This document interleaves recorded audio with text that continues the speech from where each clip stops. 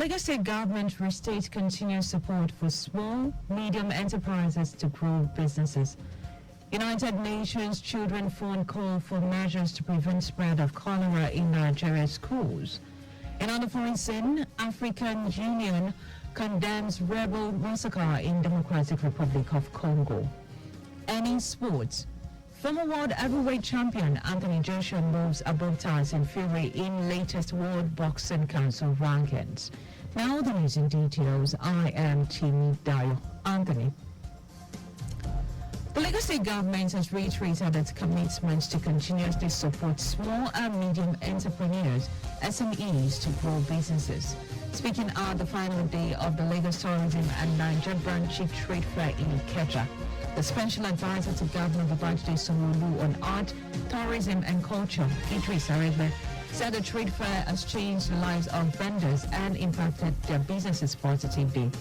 Aregbe, stressing the Lagos State government commitments to growing SMEs, said Lagos will continue to lead when it comes to art, entertainment, commerce and industry. Lagos is huge when it comes to values like this: economic value, entertainment value, numbers and all that. So we need to be able to combat those numbers and those values into something that's meaningful. And that's what we've done here the last 3 weeks. We support SMEs. Also speaking at the event, founder of Niger Branch Chief Trade Fair, Nelly Agbogu, said the 2024 edition was impactful, especially on vendors, commending Governor Babajide Sanwo-Olu's administration for the success of the trade fair. Agbogu said over 300 million naira was realized the first day of the fair, describing it as one of the best ever. I say to all business owners is continue to keep up and be consistent in what you do. Your day to shine was coming soon, and continue to be pushing your business be visible. For Lagos State Tourism, we really do appreciate you. We thank you so much. Lagos State Governor Sanwo-Olu, we thank you so much for this partnership. Some of the thousands of vendors and participants who took part in the 6th edition of the fair, tagged Buy, Sell, Network, describe it as success and remarkable. They commended the Lagos State government, particularly Governor Babajide Sanwo-Olu, for providing opportunities for vendors to transact business successfully during the fair. Following the recent cholera outbreak in some part of Lagos, the Lagos State Water Corporation, LWC, has initiated a comprehensive measures to safeguard public health and ensure access to safe drinking water across the state. Lagos Water Corporation Head Public Affairs Unit, Kehinde Fashola, said the corporation has commenced an extensive water sampling and quality monitoring campaign throughout the state. Fashola said the proactive initiative aims to assess the safety and portability of water from various sources, thereby identifying potential health risks associated with contamination. Now, he urged the public to refrain from consuming water from unreliable or untreated sources and encourage residents to bring water samples from their homes or public spaces for testing. To qualify, the team at the Lagos Water Corporation headquarters in Chora. The Fashola added that Lagos Water Corporation remains committed to providing safe and clean drinking water to all residents of Lagos. The Medical Director General Hospital Ikorodu, Taiwo Hassan, has reaffirmed the hospital commitment to providing accessible and high-quality healthcare service to residents in Ikorodu and environs. Hassan stated this during the groundbreaking ceremony of a new state-of-the-art perennial center sponsored and supported by the Ikorodu Division Initiatives Limited and Odofi of Ikorodu and Denwumi Ogusoya.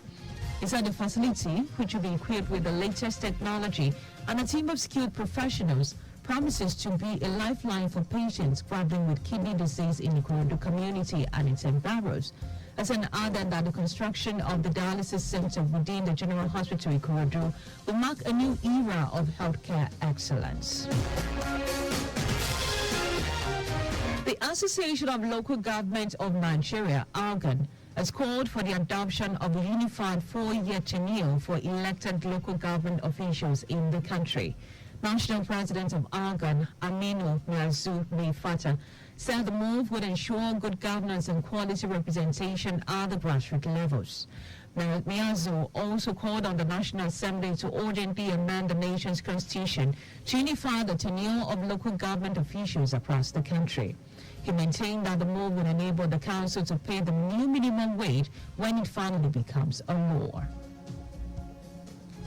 The National Drug Law Enforcement Agency says it destroyed not less than 10,534.8 kilograms of cannabis, also called marijuana, cultivated on hectares of farmland in Edo State. NDLEA spokesperson Femi Babafemi says the farm is located in Uhe Forest in Ovia, North Local Government area of the state. Babafemi says the operatives of the agency who raided the forest arrested 4 suspects. And now to the rest of the story. Following the outcry of cholera in Lagos State, the United Nations Children's Fund, UNICEF, has called for the extensive measures to protect school children. The UN organization also called for concerted efforts to prevent disruption in the academic calendar over the spread of the disease. The chief of UNICEF Lagos Field Office, Celine Lufkaya, who made the call, said cholera outbreak critically affected children and young population. According to Lufkaya, these vulnerable groups face sustainable health risk, particularly children and young adults attending schools. She noted that children were prone to severe dehydration and high mortality rate. Lufkaya solicited for adequate awareness across the country to sensitize the populace on cholera outbreak and preventive measures as part of efforts to address the issue. The federal government asked the Bronx to report that Murtala Muhammad Way, Abuja, has been renamed after the Nobel laureate Professor Wole Soyinka, saying such name change has never been completed by the administration. Special Assistant to the Minister of Information and National Orientation, Rabiu Ibrahim, in a statement urged Nigerians to disregard any misinformation regarding the renaming of the Murtala Muhammad Expressway, describing the reports as entirely false and existed in the imagination of its preservers. Ibrahim said during the inauguration of the N20, which is a new road, the FCT Minister Nyesom Wike proposed to the President that the road be named after Professor Wole Soyinka, and the President agreed. He noted that it is the Atira Road N20 that is named after Professor Wole Soyinka. The Minister of Aviation, Festus Keyamo, has revealed plans by the United Arab Emirates UAE government to lift the visa ban imposed on Nigerian travelers soon. Keyamo noted that resolution has been reached between President Bola Tinubu and the UAE President Mohammed bin Zayed Al Nahyan during the Tinubu visit to the UAE in September 2023. According to him, although the UAE has initially listed additional processes to be met before the ban could be officially lifted, the Nigerian government has since completed all processes, paving the way for imminent announcement from the UAE government. Keyamo said the lifting of the ban is expected to restore ease of travel for Nigerian citizens to UAE, thereby enhancing bilateral relations and cooperation between the two countries. And now to foreign news. The African Union has condemned massacre in the east of Democratic Republic of Congo that killed 150 people in June. African Union Commission Chief Moussa Mohamed described with dismay the increasing massacre of innocent civilians by the Allied Democratic Forces, ADF, in Beni and Lubero in North Kivu province. Mohamed encouraged Congolese authorities in collaboration with the countries of the region to intensify their efforts to curb the spread of the terrorist threat in the Great Lakes region. Since the end of 2021, the Congolese and Ugandan armies have conducted joint operation against the ADF in North Kivu and neighboring Ituri province, but have far failed so far to stop the deadly attack on civilians. The east of the country has been plunged by violence from armed groups for decades.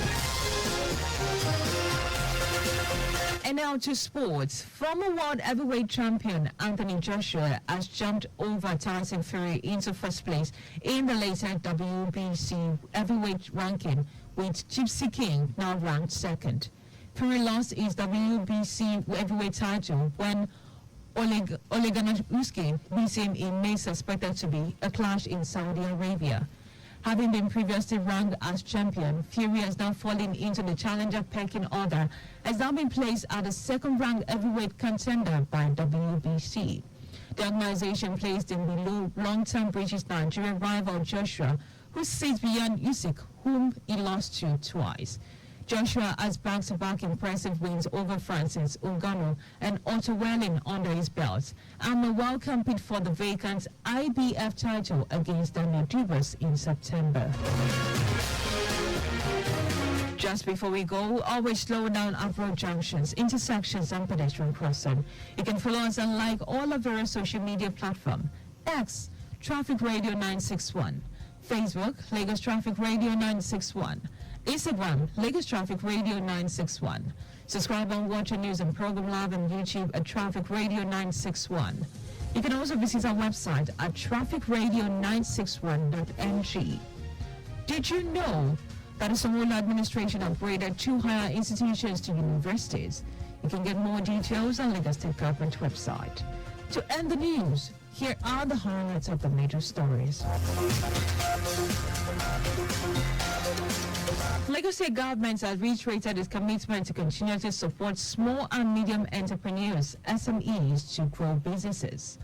Following the outbreak of cholera in Lagos and some states, the United Nations Children's Fund, UNICEF, has called for extensive measures to protect school children. We also told you that the African Union has condemned massacre in the east of Democratic Republic of Congo that killed 150 people in June. And in sports, former world heavyweight champion Anthony Joshua has jumped above Tyson Fury into first place in the last WBC heavyweight ranking, with the Gypsy King now ranked second. For contact with the newsroom, please send a message to info@trafficradio961.ng. That ends the news broadcast compiled by Zainab and Debushi. I am Dayo. Anthony, many thanks for listening.